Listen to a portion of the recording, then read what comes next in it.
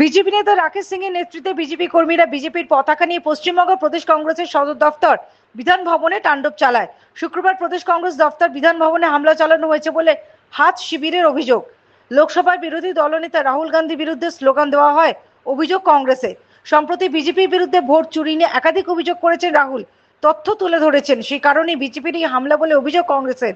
শুক্রবার সকালে 11:30 নাগাদ মৌলালিতে কংগ্রেসের অফিসে হামলা চালানো হয়। কংগ্রেসের অভিযোগ, বিজেপির পতাকা হাতে হামলা চালিয়েছেন মারমুখী কয়েকজন। বিধান ভবনে থাকা রাহুল গান্ধীর ছবিতে কালি দেওয়া হয়, একাধিক ব্যানার পোস্টার ছিঁড়ে আগুন জ্বালিয়ে দেওয়া হয়। এই ঘটনায় কংগ্রেস ইন্টালি থানায় অভিযোগ দায়ের করেছে। কলকাতায় যখন এমন ধুন্ধুমার পরিস্থিতি, তখন বিহারের বুকলাহাটে প্রদেশ কংগ্রেস অফিস সাদাকাট আশ্রমে বিজেপি কর্মীরা আক্রমণ করে ও গাড়ি অফিস ভাঙচুর করে। आज एक हिंसक वारदात हुई है प्रदेश कांग्रेस कमेटी के मुख्यालय पर। मैं समझता हूं ये बहुत निंदनीय है।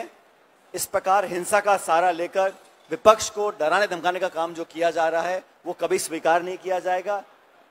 ये महात्मा गांधी की पार्टी कांग्रेस पार्टी, और हमने हमेशा कहा है कि राजनीति में अभद्र भाषा का और हिंसा का कोई स्थान नहीं है। लेकिन जो घटनाक्रम हुआ आज पटना में, उसकी हम निंदा करते हैं, भर्त्सना करते हैं, और उम्मीद करता हूं कि सरकार अपनी नींद से जागेगी, इस प्रकार की घटनाओं को रोकेगी और दोषियों पर सख्त कार्रवाई करेगी।